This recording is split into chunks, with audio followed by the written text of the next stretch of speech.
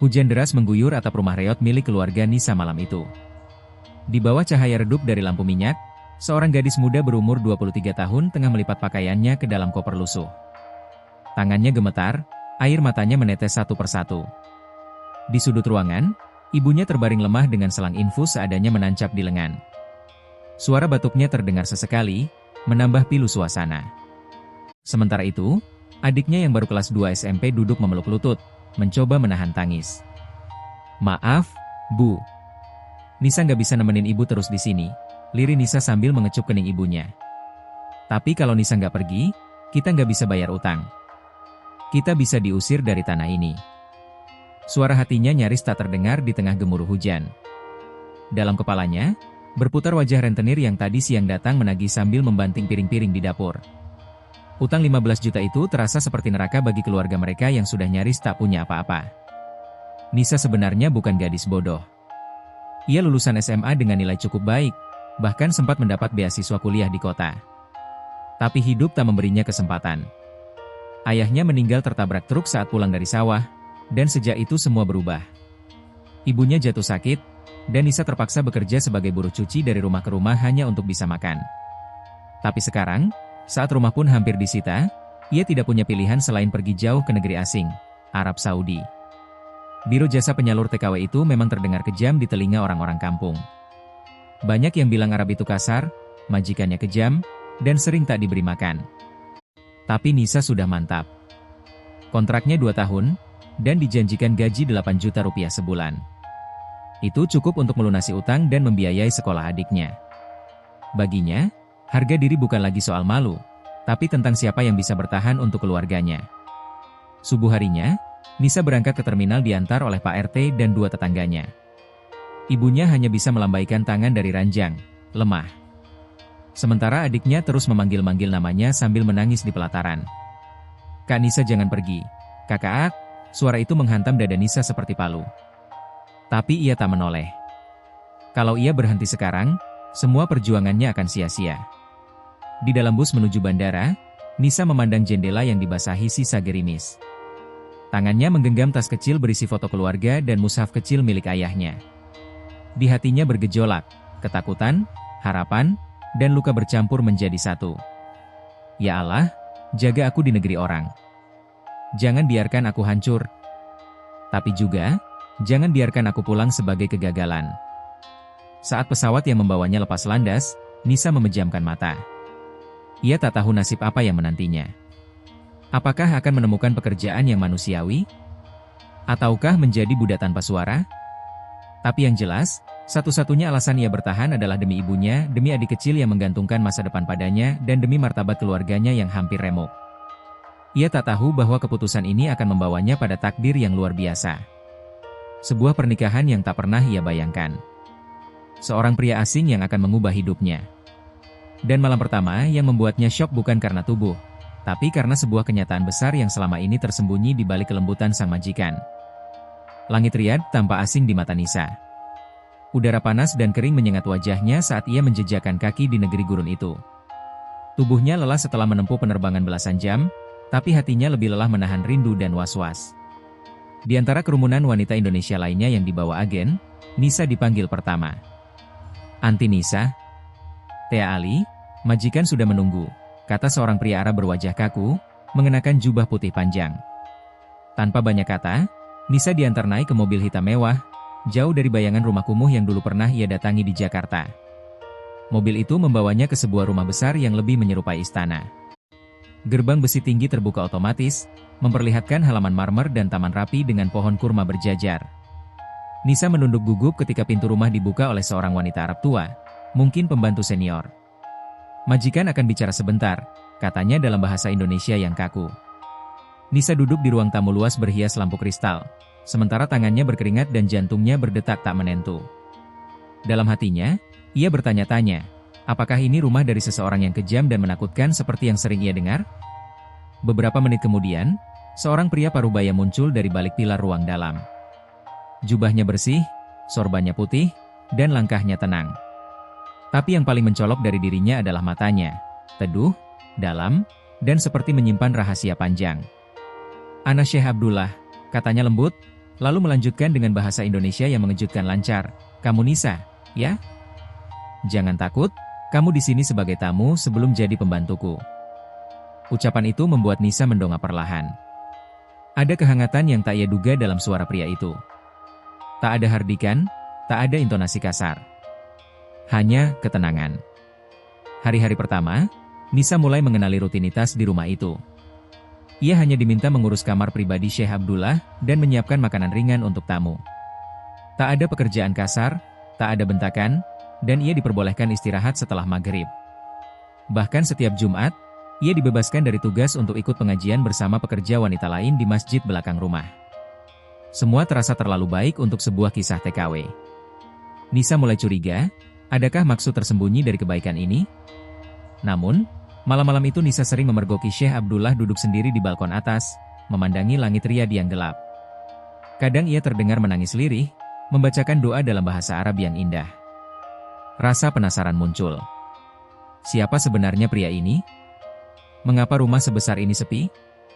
Di dinding lorong-lorong rumah, hanya tergantung satu foto keluarga usang. Abdullah muda bersama seorang wanita Indonesia berhijab, dan seorang bayi mungil dalam pelukan mereka. Suatu malam, Nisa mendengar suara batuk berat dari kamar atas. Ia panik, berlari menghampiri dan melihat Syekh Abdullah terbaring lemas. Dengan sigap ia mengambil air putih dan memanggil pembantu lain. Namun saat itu, pria itu hanya tersenyum dan berkata, "Ini biasa, tidak perlu khawatir. Aku hanya sedang rindu." Kalimat itu menghantam hati Nisa. Rindu? Pada siapa? Istri lamanya? Anak itu difoto?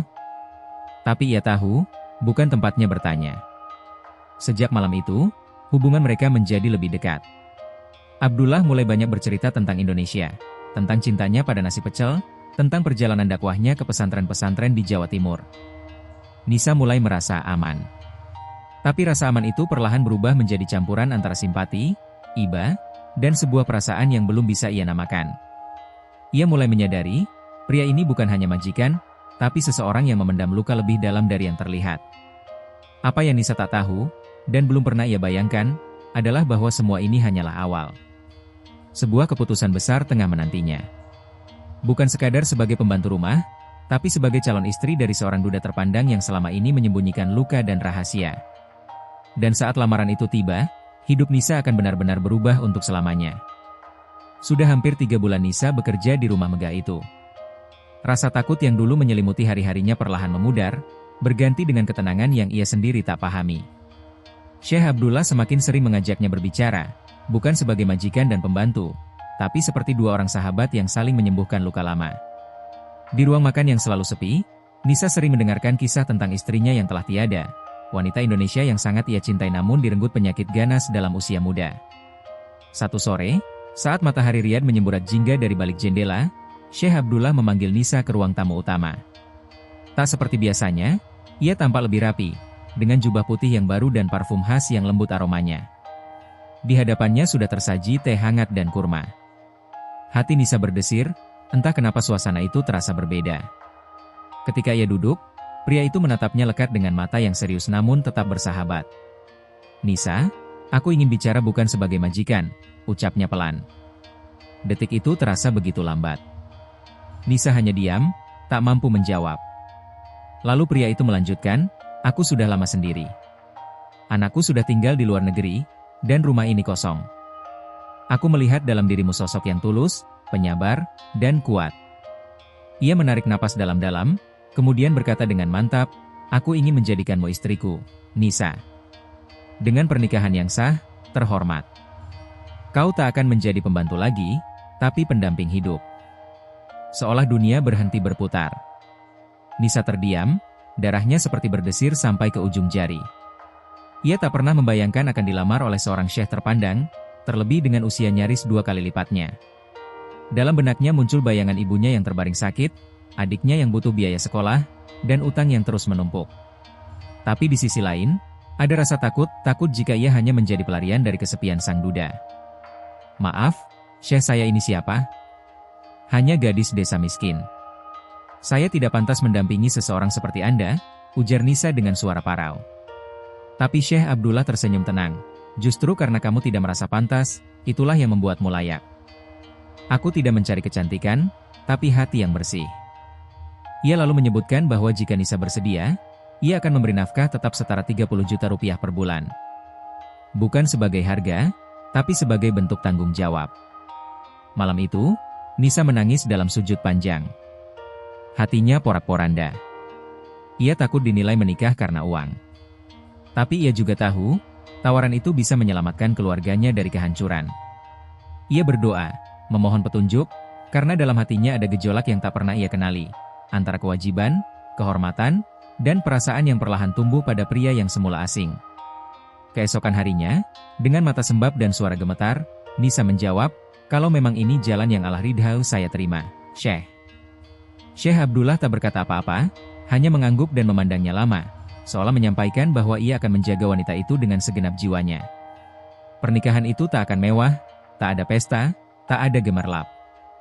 Tapi di balik kesederhanaannya, ada getar yang tak bisa dijelaskan oleh logika apa yang Nisa tahu. Malam pertama nanti akan menjadi titik balik. Bukan karena sentuhan fisik, tapi karena pengakuan yang membuatnya syok, mengubah cara ia memandang pernikahan, dan membuka tabir masa lalu Syekh Abdullah yang selama ini ia kira telah tertutup rapat. Malam pernikahan itu sunyi, tak ada denting musik, tak ada tamu undangan. Hanya dua saksi, satu penghulu, dan suara pelan doa yang melangit. Nisa duduk di kamar yang dihiasi mawar putih, mengenakan gaun sederhana hadiah dari Syekh Abdullah. Tangan gadis itu dingin, keringat dingin membasahi pelipis. Ia bukan memikirkan malam pertama dalam arti duniawi, bukan itu yang membuat jantungnya berdegup kacau, melainkan sebuah kenyataan. Dirinya kini adalah istri dari pria asing yang hidupnya penuh misteri.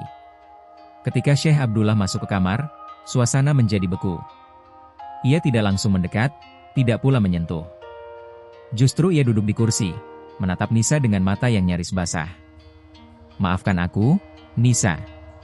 Aku tidak menikahimu karena nafsu. Aku hanya butuh teman hidup, seseorang yang bisa menuntunku pulang ke jalan yang benar. Kalimat itu menusuk hati Nisa, menghapus bayangan tentang seorang pria kaya yang menikahi gadis miskin demi pelarian. Beberapa menit terdiam, akhirnya Abdullah bangkit, mengambil sebuah kotak kecil dari lemari, lalu menyerahkannya kepada Nisa. Ini bukan hadiah, tapi jawaban dari semua pertanyaan yang mungkin ada di kepalamu.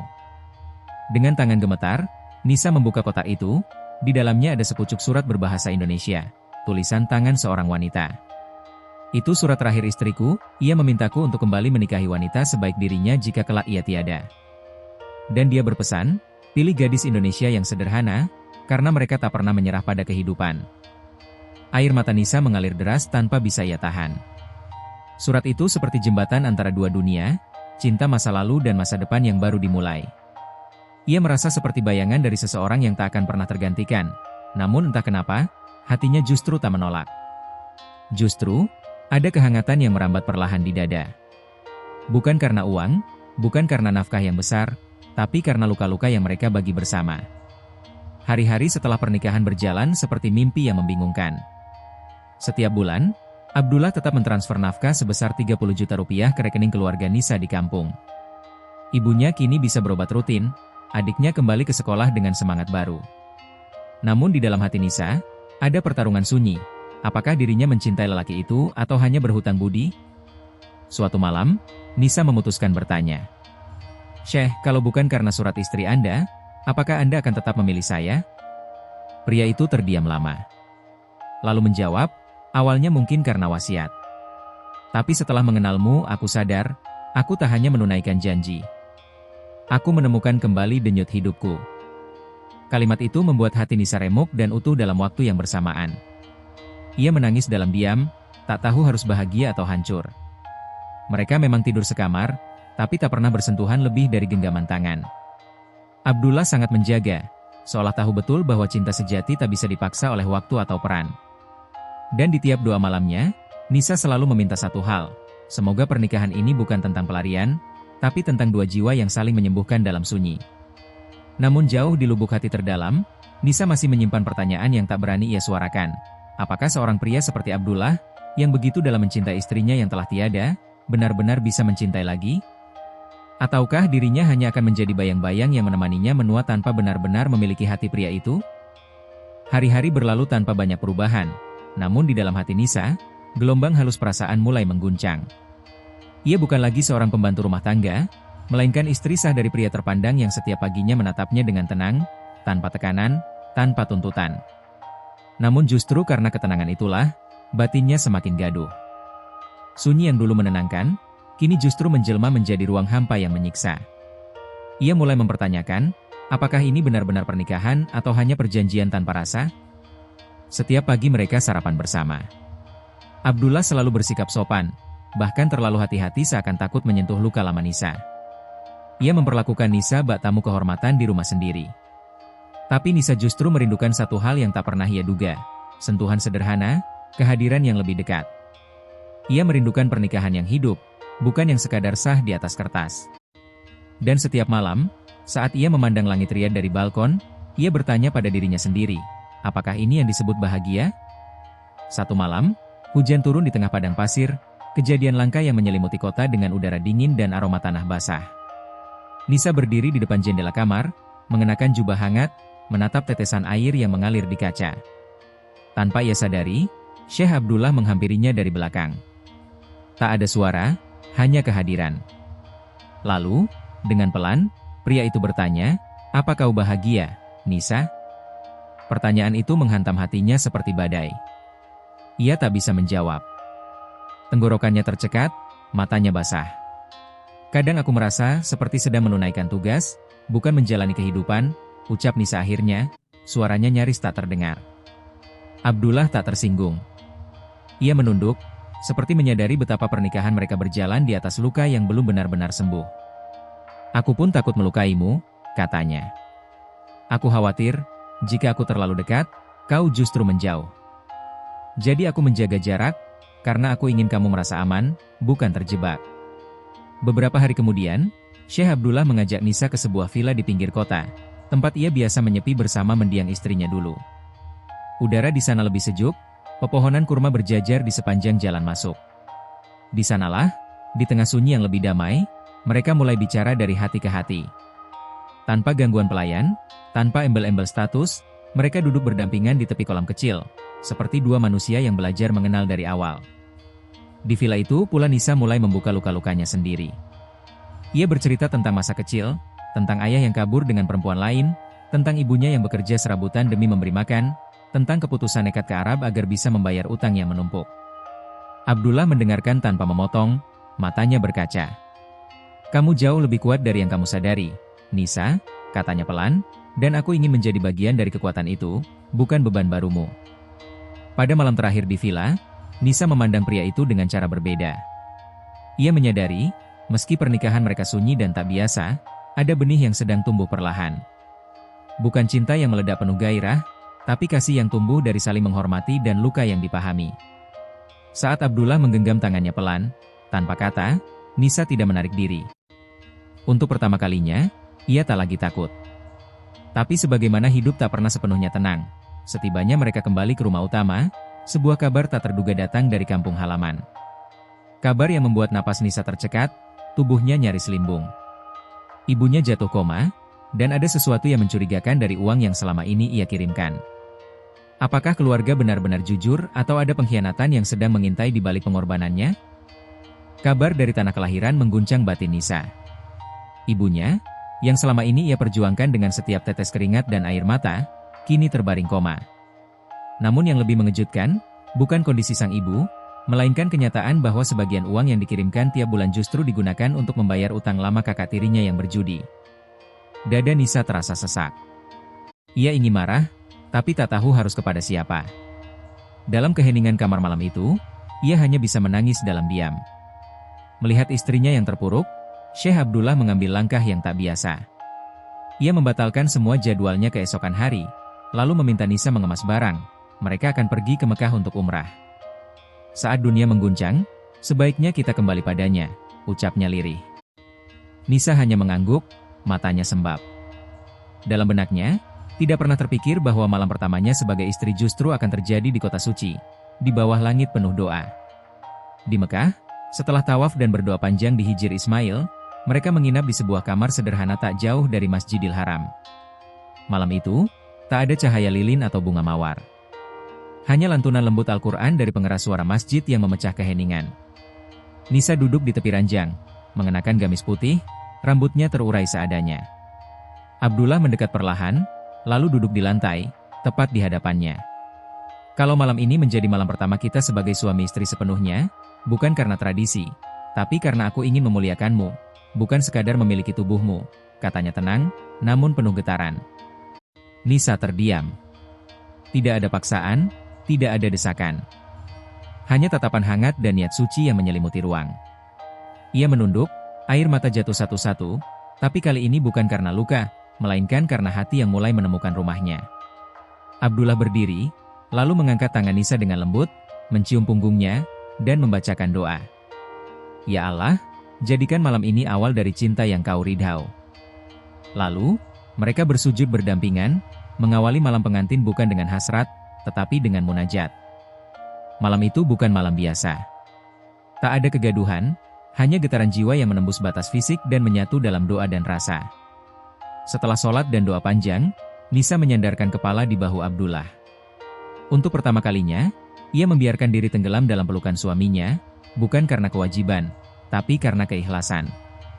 Nafkah tak lagi jadi alasan utama. Cinta tak lagi sekadar kata. Malam itu, tubuh dan jiwa mereka bertaut, dalam irama yang lembut dan penuh kasih, tak terburu, tak tergesa. Bukan malam pertama yang mengejutkan karena gairah, tapi karena kedalaman. Dan ketika fajar menyingsing, Nisa terbangun dalam pelukan Abdullah yang masih terlelap. Matanya menatap keluar jendela, ke arah Ka'bah yang berdiri megah di kejauhan. Hatinya bergetar, bukan karena takut atau ragu, tapi karena bersyukur. Ia akhirnya merasakan arti dari dipilih dan dicintai bukan sebagai pemuas atau pelengkap status, tapi sebagai jiwa yang utuh. Namun kebahagiaan itu belum tuntas. Sebab di balik sujud dan ciuman pertama sebagai istri yang dicintai, Nisa tahu, perjuangan belum usai. Ibunya masih terbaring koma. Dan rahasia dari keluarga di kampung, tentang pengkhianatan kakak tirinya, baru akan menjadi awal dari badai besar yang sebentar lagi datang menguji cinta mereka. Pulang dari Mekah, Nisa merasa seperti perempuan baru. Hatinya lebih tenang, langkahnya lebih ringan. Abdullah pun terlihat lebih terbuka, tak lagi sekaku sebelumnya. Tapi kebahagiaan itu belum lama bertumbuh, ketika sebuah kejadian di rumah mulai mengusik batinnya. Suatu sore, saat Nisa sedang membereskan rak buku milik Abdullah, sebuah album tua terjatuh dari rak paling atas.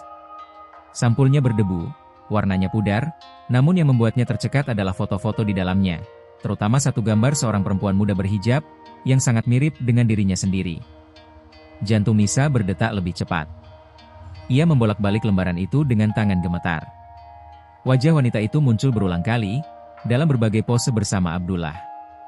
Di beberapa foto, terlihat seorang anak perempuan kecil yang digendong wanita itu. Namun yang membuat Nisa benar-benar terguncang adalah foto terakhir. Perempuan itu sedang tersenyum sambil mengelus perut hamilnya.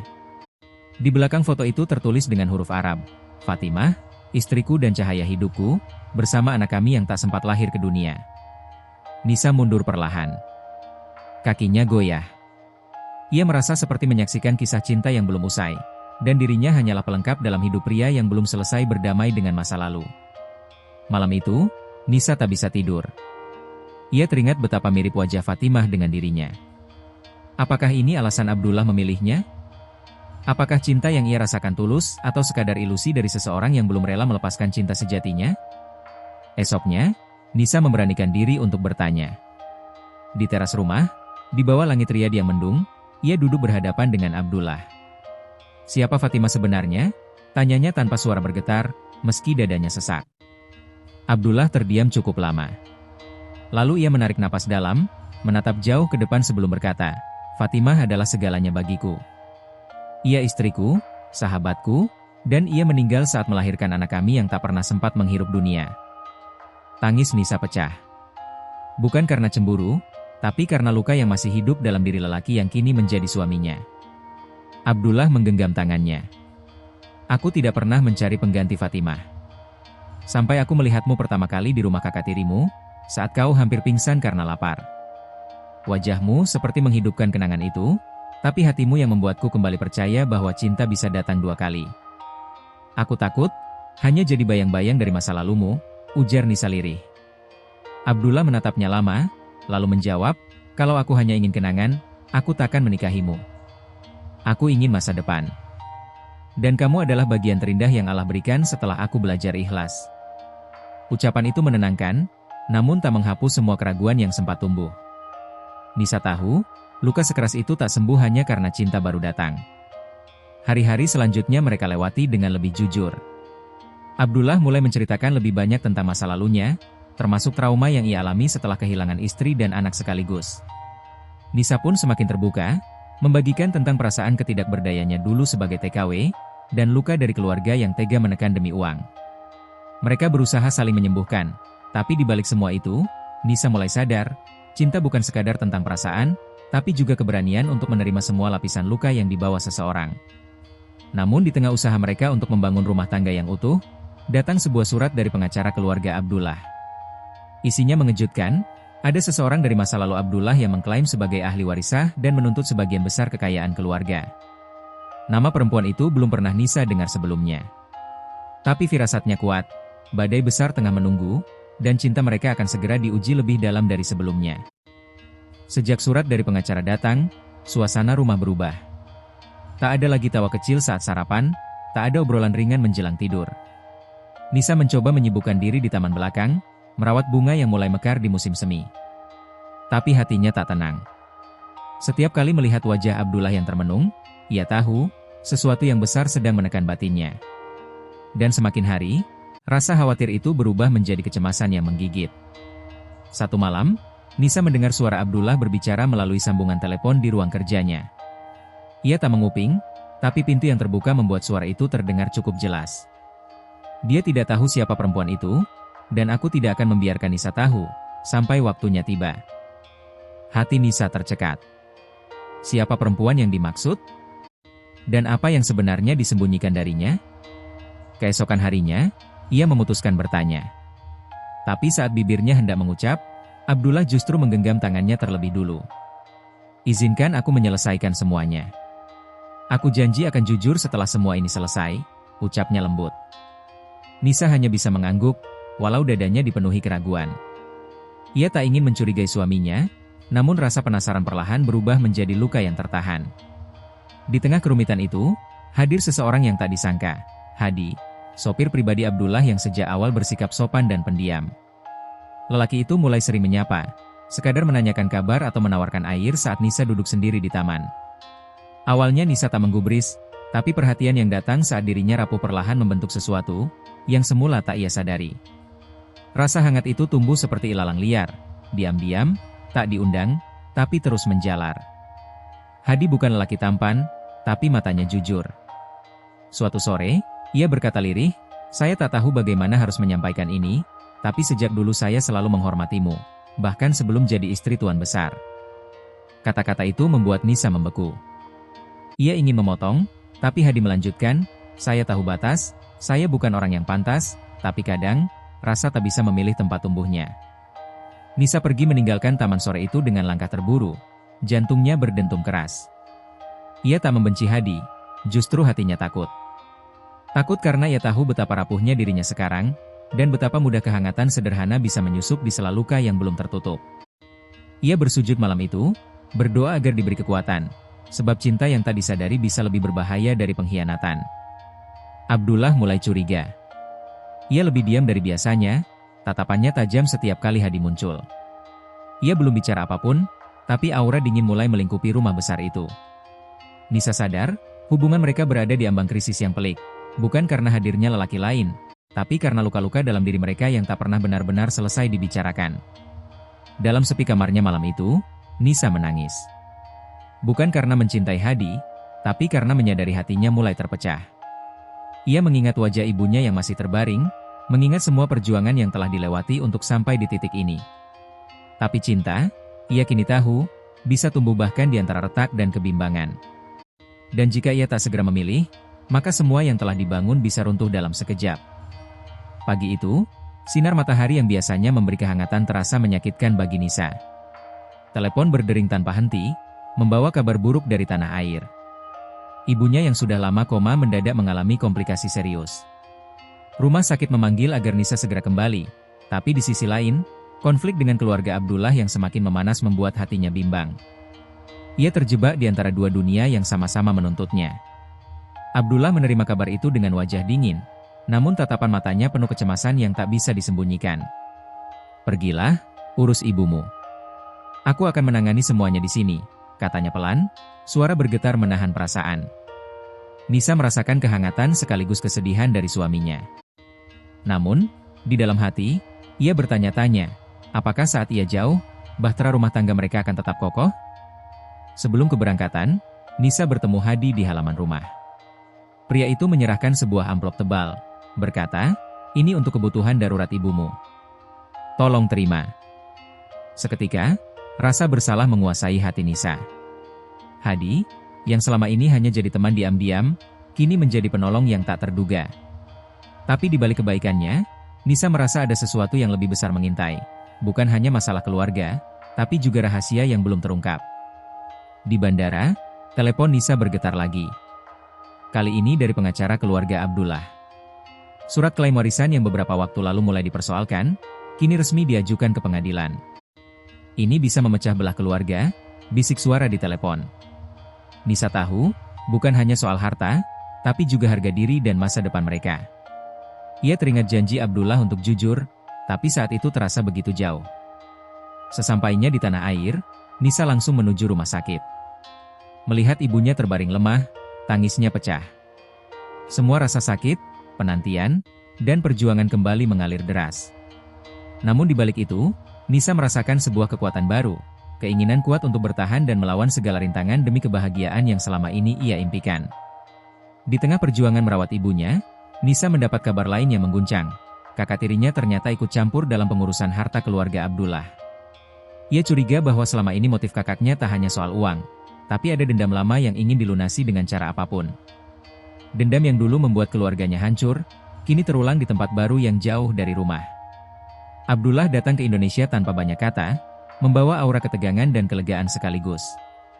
Ia menemui Nisa di rumah sakit, menggenggam tangannya erat, "Kita akan melewati ini bersama." Nisa menatap mata lelaki itu, menemukan sedikit keteguhan di tengah badai yang terus mengamuk. Mereka tahu, ujian ini bukan hanya soal harta atau keluarga, tapi tentang keteguhan hati yang harus diuji sampai batasnya. Malam itu, saat mereka duduk berdua di ruang tunggu, hujan turun deras di luar. Suara rintiknya seperti menggambarkan suasana hati mereka. Berantakan, penuh ketidakpastian, tapi juga ada harapan tersembunyi. Nisa menggenggam tangan Abdullah erat-erat, dan dalam hati ia berbisik, "Aku siap bertahan. Demi cinta, demi keluarga, demi hidup baru yang kita mulai bersama."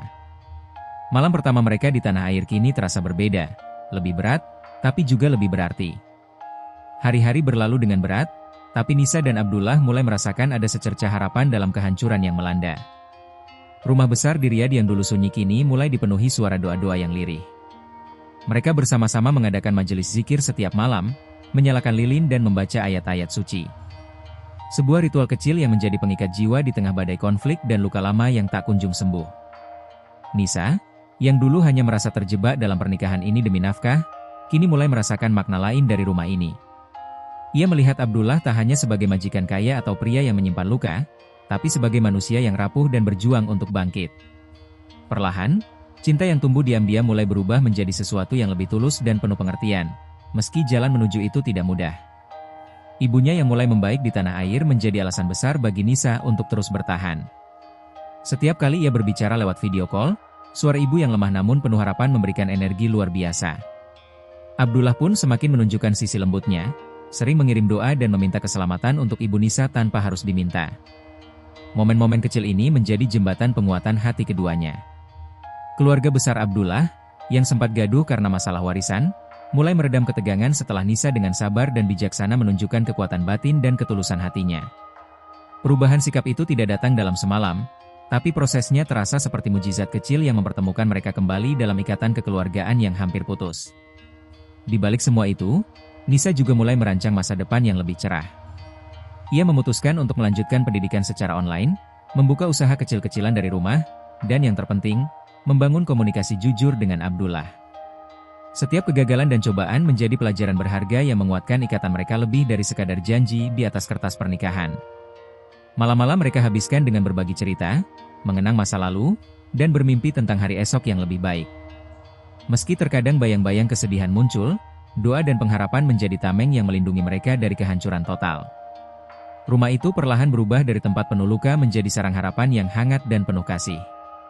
Nisa menyadari, cinta bukan hanya soal kebahagiaan yang mudah diraih, tapi juga tentang keteguhan dalam menghadapi badai bersama.